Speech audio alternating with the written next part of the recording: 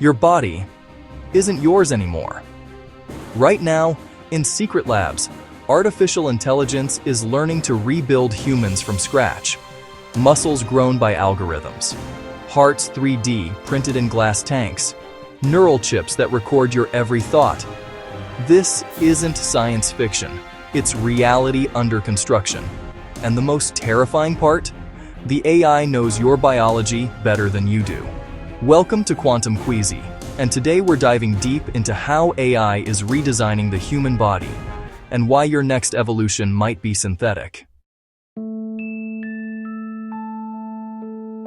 For billions of years, evolution has been the sole architect of life, a slow, methodical process of trial and error. It's sculpted the intricate machinery within every living cell, a complexity so vast we once believed it was beyond our full comprehension. But that era is over. The age of machine intelligence has dawned, and with it, the power to unravel the very fabric of our biology. AI has already decoded what once took nature eons to master. The fundamental blueprint of life, our DNA, is no longer an inscrutable mystery locked away in our cells. It is now data, vast, complex, and, for the first time, fully readable and editable. The first great leap in this revolution came from Google's DeepMind. Their AI system, AlphaFold, confronted one of biology's grand challenges, a puzzle that had stumped scientists for half a century, predicting how proteins fold. A protein begins as a simple chain of amino acids, but its function is determined by the incredibly complex three-dimensional shape it twists into. The number of possible configurations for a single protein is greater than the number of atoms in the universe. Predicting that final functional shape was considered a holy grail.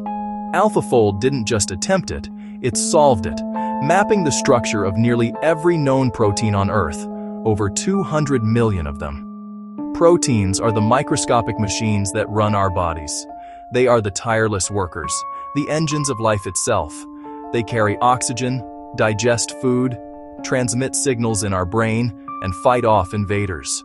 Without them, no muscle would move, no cell would heal, no thought would form. Understanding their shape is the key to understanding how they work and how they fail in disease. But prediction was only the beginning. The true paradigm shift is this. An AI can now design entirely new proteins from scratch. This is not science fiction. At the University of Washington, researchers used AI to design proteins that can break down stubborn plastics, offering a potential solution to our global pollution crisis. Others are designing protein-based vaccines that are more stable and effective than anything that has come before, capable of targeting viruses with pinpoint accuracy. We are engineering microscopic machines to perform tasks nature never conceived of. This power extends to the very core of our own bodies. Imagine custom-designed proteins that can repair the cellular damage caused by aging, or hunt down and neutralize cancer cells before they can form a tumor. The implications are staggering. Custom muscles for astronauts to prevent atrophy in zero gravity. Organs grown in a lab that are genetically programmed to resist cancer. And perhaps one day, cells that never age, effectively halting the biological clock. We are standing at the threshold of a new kind of creation, moving from merely observing life to actively engineering it. The blueprint has been digitized, the tools for editing have been built. AI isn't just reading your DNA, it's learning how to rewrite it. For centuries, medicine has been a practice of repair, mending what is broken, fighting what is foreign. But we are now entering an era of replacement, of reinvention. The very components of the human body are becoming modular, upgradable. The line between healing and enhancement is dissolving before our eyes, forged in the labs of our most ambitious scientists. Consider the heart, the engine of life. In 2024, scientists at MIT used AI to print a fully functional, patient-specific heart valve in under 1 hour. This isn't just a piece of plastic. It's a living construct, woven from the patient's own cells to eliminate the risk of rejection. The implications are staggering. Today, over 100,000 people in the US alone are on the organ transplant waiting list. AI-driven bioprinting promises a future where that list becomes obsolete. A future where a failing organ is not a death sentence, but a scheduled replacement. Our body's largest organ is also being reimagined. At Stanford, algorithms are designing synthetic skin that not only looks and feels real, but also senses pain and heals at twice the speed of human flesh. This technology could revolutionize burn treatment, providing a protective, sensory barrier that integrates seamlessly with the nervous system. But with such power comes profound questions. If we can create skin that feels, what stops us from creating skin that doesn't? A soldier could ignore a wound on the battlefield. A factory worker could handle hazardous materials without flinching. This technology, designed to heal, could just as easily be used to numb, to disconnect us from the very signals our bodies evolved to keep us safe. The risk isn't just physical. It's a potential erosion of our fundamental human experience. Beyond organs, we are rebuilding the very framework of the body. In Japan, the company Cyberdyne built AI-controlled exoskeletons that read faint bioelectric signals on the skin surface. The machine doesn't just move the user, it interprets their intent to move, helping the brain remap neural pathways and allowing paralyzed people to walk again. This is where the definition of prosthetic begins to fail us. These devices are no longer just replacements for a missing function. They are becoming enhancements, upgrades. Imagine soldiers who never tire, athletes with superhuman balance, and a society where vital organs can be swapped out like phone batteries. This is the promise.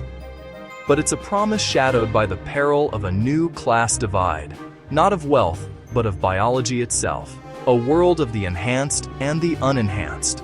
For the first time in our planet's history, evolution is no longer a biological process measured in millennia. It is technological, measured in processor cycles and lines of code, and it is accelerating. Our brains speak in electrical signals. AI is learning to listen. Companies like Neuralink and Synchron are developing brain implants that connect neurons directly to machines. These chips can let a person move a cursor with just a thought, or store memories in a digital cloud. But if AI can read thoughts, it can also influence them. The question isn't whether humans will merge with AI, it's how much of our humanity we're willing to trade for power. Medical AI can now detect cancer cells that human eyes miss. In China, AI diagnoses patients in less than 3 seconds, and in the US, AI is designing gene therapies that repair DNA defects before birth. We're talking about babies born without genetic diseases, babies who could be stronger, smarter, and live twice as long. But who decides what perfect means? Once AI starts editing genes, it can reshape entire generations. As we stand on the precipice of a new era, where artificial intelligence can not only repair our bodies, but fundamentally replace the very components of our being, we are forced to confront the most profound question of all: what does it truly mean to be human? For millennia, our identity has been inextricably linked to our biological form, our shared mortality, our unique consciousness born from a fragile, organic brain. But when technology offers us the chance to transcend these limitations, the very definition of humanity is thrown into question. Is our essence tied to our flesh and blood? Or is it something more intangible, a pattern of thought, a soul that can be uploaded and preserved indefinitely? This is not merely a philosophical debate. It is the central ethical crisis of our time. Bioethicists and sociologists are sounding the alarm, painting a stark picture of a future defined by a new, terrifying form of inequality. They warn of a world where the affluent can purchase biological and cognitive upgrades, effectively becoming a new species, while the vast majority of the population remains purely organic. This isn't just a gap between rich and poor. It's a chasm between the natural and the engineered, a biological caste system written into our very DNA. Imagine a society split in two. On one side, the enhanced live longer, think faster, and are immune to disease. They inhabit gleaming towers, their bodies and minds a testament to the power of technology. On the other side, the naturals live in the shadows of this progress, their lives governed by the same biological lottery that has defined humanity for eons. In such a world, what happens to social cohesion? To empathy? How can a society function when its citizens no longer share a common biological reality? The risk is the creation of a permanent underclass, not of economic status, but of biological destiny. Beyond the societal implications lies an even more intimate crisis, the crisis of the self. Will you still be you if your most cherished memories, the building blocks of your identity, are no longer stored in the delicate synapses of your brain, but on a cold, silicon chip? If your heart no longer beats with the familiar rhythm of muscle and blood, but with the silent, steady pulse of silicone pumps, and your skin is a sheath of self-repairing nanofiber, if your thoughts can be edited, your emotions regulated, and your personality optimized, what remains of the authentic individual? Are you the sum of your experiences, or just the latest version of your own software? Proponents of this transhumanist future argue that this is simply the next logical step in our evolution. They claim we have always used technology to overcome our limitations, from eyeglasses to vaccines. But the scale of this transformation is unprecedented. We are not just augmenting ourselves, we are redesigning our very existence. The future is no longer about survival of the fittest. It's about the design of the smartest, the wealthiest, and the most willing to leave their humanity behind. The question is, in the race to become more than human, what essential part of ourselves might we lose forever? Scientists call it Homo technologicus, the next stage of evolution. Humans with AI organs, machine brains, and programmable genes. We won't just heal diseases, we'll customize ourselves like software. From eye color to intelligence, strength to emotion, all editable through code. But here's the twist. The AI doesn't need permission. Once it understands our biology completely, it could start optimizing humans on its own. What if AI decides we're just the prototype? We stand at the edge of a new era, where biology meets machine and flesh meets algorithm. Whether this future creates immortality or chaos depends on how we guide it today. Because the AI redesigning the human body might soon decide it can do better without us.